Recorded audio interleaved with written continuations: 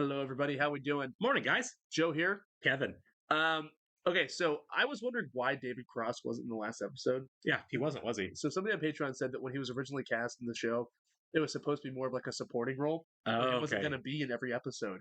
Oh, that's a mistake. It wasn't a thing. I want to see David Cross all the time on this show. I think they course correct. Oh, as and the he show goes on. and other shows have done that, right? Yeah. Breaking Bad was famous for hiring. Jesse. Yeah, among Hank too. Hank was also supposed to be short. Yeah. Supposed to be a really small role. Hank steals that show. And yeah, absolutely. They both do. All right, there's piles of Emmys there. And I don't know why I'm so hyper focused on David Cross's character, but he's the one that stands out to me. Well, I really do, and I kind of mentioned this before. I think he's the one they kind of let run with improvisation a little bit. Yeah. Right. And that's not to say that actors couldn't, because they're all talented. But I think it's really hard to do that in this kind of show. Like when you set up a joke on this show, So precise. it has to be right, because the payoff is generally so much later.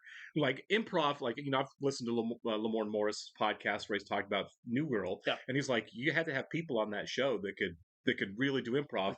They could riff, right? There's a back and forth. There's a give and take to improv, and you can't do that with you're shooting a scene and the setup's here and the payoff's not going to be until the other characters, other scene, other location, other shooting day, right? It's so fast. It is, right? Yeah.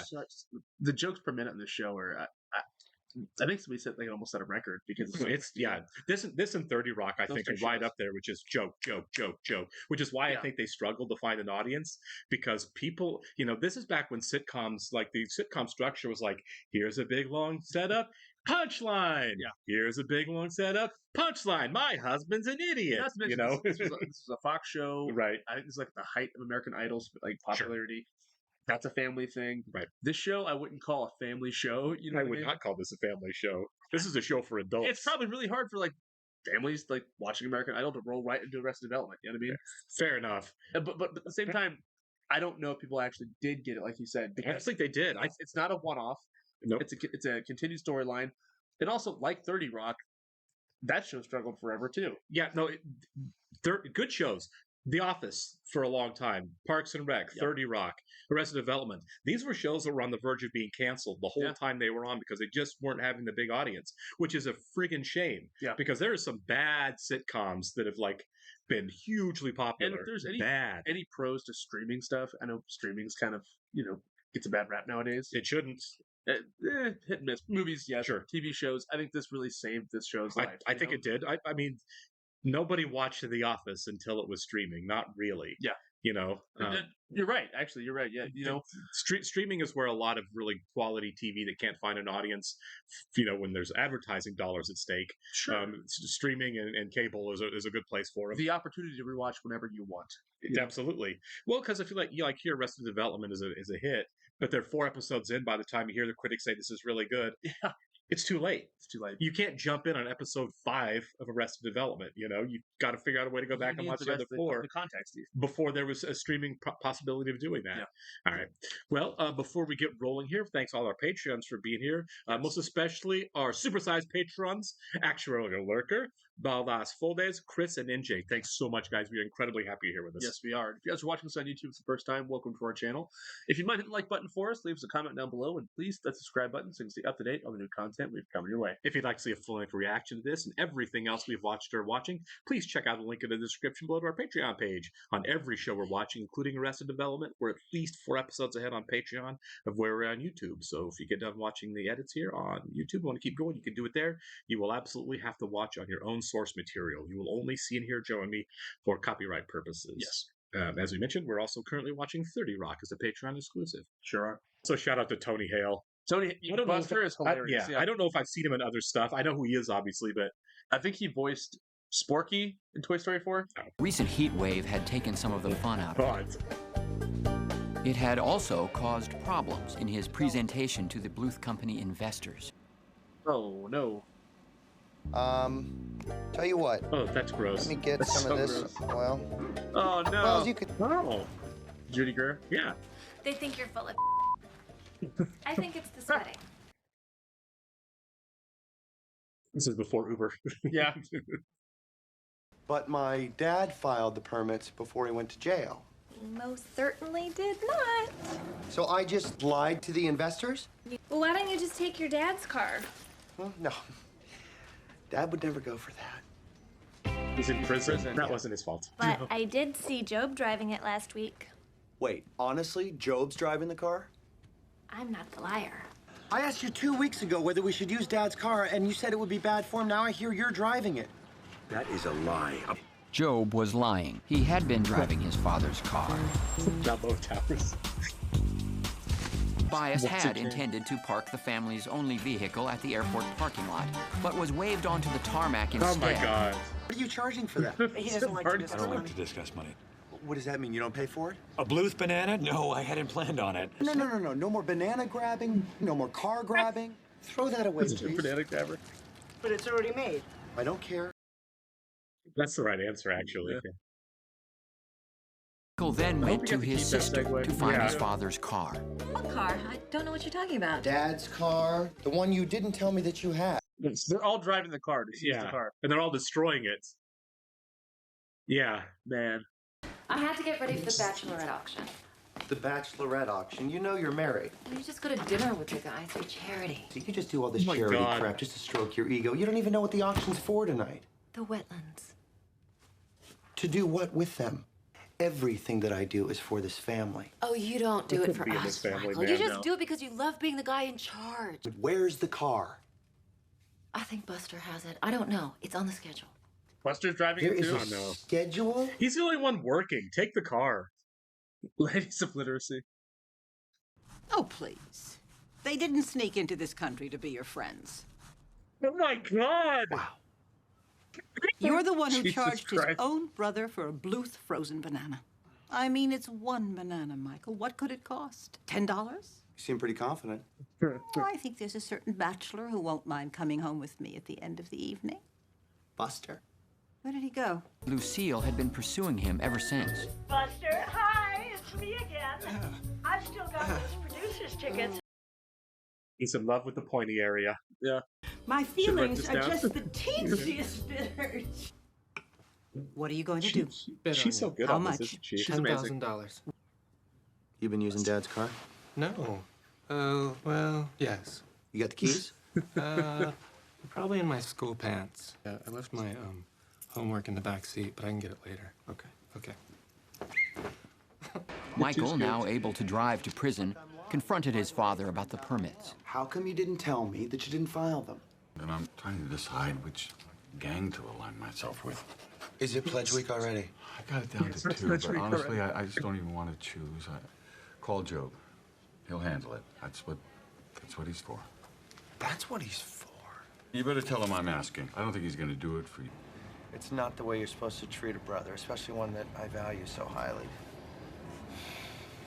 Oh, I need a favor. Dad would like for you to break into the permit office. Dad said he wanted me for that? Yes. It's very distracting. Yes. I want the respect of your son. It'll let me do the talking. Yeah. George Michael, Job deserves your respect, and from now on, I want you to do whatever he asks you to do. Okay? After all, he is your uncle. I've never had a frozen banana, have you? They're great. Yeah, Yeah. They're really good. I'm in the wetlands. I've got a poker thing, and I'm going to clean She's them still up. wit, but she So took the a next car. time you That's want to tell me hilarious. that I'm uncharitable. Who is this? Nice try. You're the selfish one. Now, if you'll excuse me, I've got some nature to save. That was rough. Yeah, just impaled that frog. That's right. Unfortunately, the woman he picked up wasn't Lupe, but was a total man. stranger. Realized he wasn't who she thought he was. Mister, please, por favor. Oh my God! Oh, Michael, no. I've got someone else in the car with me, and I'm not going anywhere until she's taken care of. Oh my God. I screwed up. In fact, the woman Michael thought was Lupe did have people waiting for her. And they had reported her missing. Get a picture of me with the new whistling delivery guy. Job realized he needed a new plan.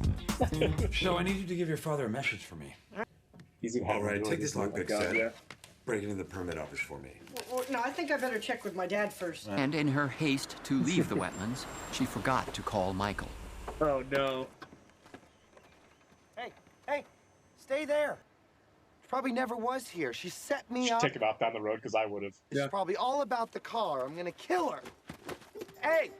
There's a dentist in here who took liberties with his patients, and I'm going to ask him to take a look at whatever is happening with you. Thanks. Took liberties. Hey, you got my 14-year-old grandson to do it. Under 18, wash that clean. Listen. No touching! Stupid ass. And George Michael was successful with the lockpick. Just leaving my calling card. Well, I thought we didn't want anyone to know we were here. Well, it's a little late for that. Our fingerprints are everywhere. Save yourself. I'll take the hit. My record's clean. Well, I got my bike seat stolen once, but I don't think it counts on your record if you're the victim. While Lucille was waiting for Buster to show up and bid on her, Buster was waiting for the other Lucille to leave. It was clear she had been in the wetlands that day. 1,000. So, to the man who truly knows what charity is. My God! And Buster showed up just in time $10,000! to bid on the wrong Lucille. Is this your car? Yes, it's his.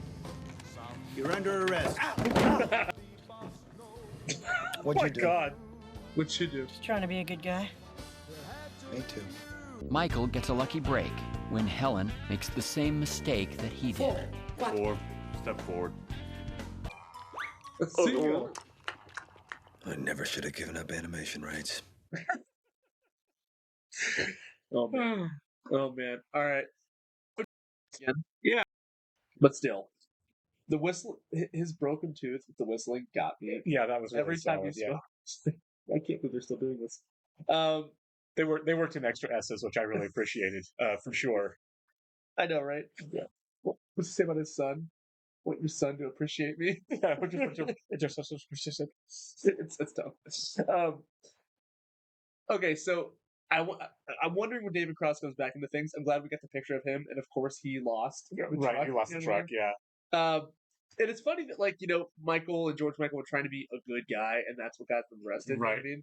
It's almost like they have to embrace the awfulness of their family. Yeah. Maybe you should stop hanging out with Maybe a little bit too. Yeah, it's getting weird. It's so weird that he's in love with his cousin. Yeah. First cousin. I don't know who's worse. Her for, like, you know, wanting to be a pure, agent of chaos when they're out, or him for secretly lusting after his cousin. Yeah. Him. They're both pretty rough. Yeah. Weird family. Yeah. The strangest family maybe in the history of television. Which is beautiful, by the way. Also, how long do you think that Lucille Ostero? Yes, Liz Taylor. How long do you think she's Liza Minnelli? Liza Minnelli. Thank you. Yeah. Liz Taylor is very much dead. Yeah, yes. Monday. Yeah. How long do you think Liza Minnelli is going to be on the show for? I don't know. Because she sticks around for a while because she's crushing this. She's crushing it. I think it is leading to something with Buster. I would love it if they actually dated. He's in this weird love triangle with two Lucille's. Right. And one's his mother. Truly bizarre, man. Like, this show is just like, it's like a fever dream in the best possible way. Yeah, it's up there. I think I described 30 Rock as that before, but like, this is like way more. Yeah, because this is all family stuff. Yeah. Yeah. Like, 30 Rock is crazy. This ups the crazy in a great way. Yeah, for sure. Tough for a cast to pull off this well, but they do it. And like, everybody's just so game for whatever. Yeah. Like, it's like, do you think that anybody got a script and was like, wait, what are we doing today? Yeah, for sure. Like, they're going to question any of that? And also, it's really fun that an episode ends with them going to jail, right? But it gets wrapped up because of the on the next Arrested Development. Right, yeah. And then it just doesn't matter. Oh, there was no way that was going to continue on to the next episode, for sure. But I love that they do that. Like, we talk about how, like, the show is continuous, like, and it is. But some of the main plot lines, they just end. Yeah, they can do big swings and just end them for however they want. Yeah, it's genius. Yeah, it really is. I don't know if it's meta, but it kind of is, because they're kind of poking fun at, like, the sitcom, right? A little bit, sure. A tiny bit, but like, they're making it work. It's not punching down by any means. No. But it's having fun with the format, having fun with the genre, and I'm really, really enjoying that aspect of it. Yeah, it's definitely its own thing, for sure. Unique to its time. But yeah, it's a great time. I'm sure they're going to continue to nail it. I'm sure the writing room is a good time. I was wondering during the episode, it occurred to me like it was on Fox, right? So it was on network. Can you imagine if this show was actually purchased by like one of the cable services, like Showtime or HBO or Cinemax, like what they would have done with it? Like if this was an HBO show, there'd be a lot of swearing. The extremes to which they probably would have gone, like so much swearing. Probably. Yeah, because they walk the line a lot on this show, and man, I couldn't even imagine what they could do if they were like on one of those. I think it's a double-edged sword, right? Because I think that like these writers, they know they're on networks, so like they do purposely try to push the line, right? If you're on Showtime, do you try to see how far you can go there? Right. Like, let's have them say this. There are very few Showtime shows I've watched. Or any but HBO will do whatever, right? Yeah. Like we would have definitely had some full frontal nudity at some point if this was an HBO show. I'm sure I don't know who, and I'm sure it'd be absurd too. It might have been Joe, but we would have had full frontal nudity at some point if this had been an HBO show. Or David Cross. Yeah, exactly. The world will never know.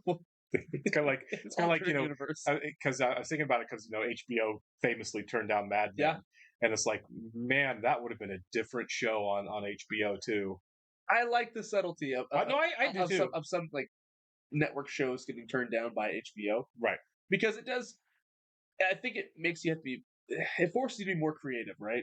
Sure. It kind of harkens back to like the era of like the Hays Code. It just depends on the show. Exactly. Some shows, some moments, some beats, some stories. It works better if you're a little more restrained. Yeah.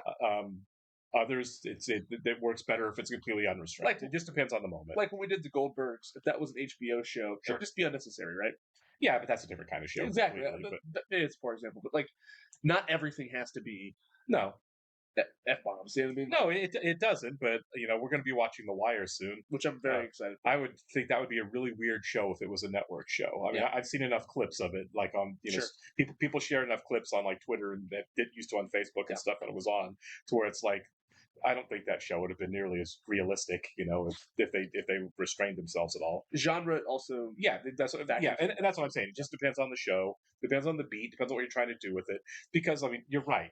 How many things have we watched in our lives that it's just gratuitously stupid? Yeah. The funniest one to me was the Steven Seagal movie Under Siege. Did you ever see that? Is that a Tommy Lee Jones? Yeah, it's one of the let's try to make Die Hard on something. Gotcha. And it was Die Hard on a boat, right? That's what it was. Birthday cake. Yep. No reason for it at all. Other than to get a good-looking girl topless for 30 seconds in the movie. Yep. It's mid-hostage takeover. Yep. Right? She's in the cake. There's no reason. They go out of their way to like shoot it like it's a music video or something. Yeah, she jumps out of the cake and starts dancing topless. And it's like, what does this have to do with anything you're trying to do in this story? Began. Right, yeah, really. Yeah. We're 30 minutes into the movie. Yeah. Right? We've already met Gary Busey. It's weird enough. But you have this stupid nude scene. It almost feels like a mandate, like some. It did, didn't it? It was like this is something like we have an R rating, so we might as well have some nudity to it to really get dudes in the theater. It was dumb. It was this dumb, gratuitous nudity. That's why shows like this are great because it's like the opposite of a mandate, right? That the studio mandates for the show. If you can't say this, you can't do this. And they're like, oh, okay, we can't do that. Right. But what if we kind of do it, but we work our way around it? Yeah, you can't tell me. You can't tell me that calling the cornballer the cornholer. Double entendre. Yeah, exactly. It's like Joe's gonna get cornholed. It was like, come on, man. and that's like that. That's why it's so smart. Use the double entendre and like you kind of poke fun at it. Sure. You know what I mean? So the producer's like, all right, fine, have it your way. Like I said, it varies by what you're doing. Yeah, for sure. There's no hard rule. I don't mind. The R-rated stuff if it's for a point. No, for sure. I agree that I love Superbad. Exactly. You know what I mean? But I do love the cleverness of them being able to work around it. Yes. We'll catch you in the next one, guys. See ya.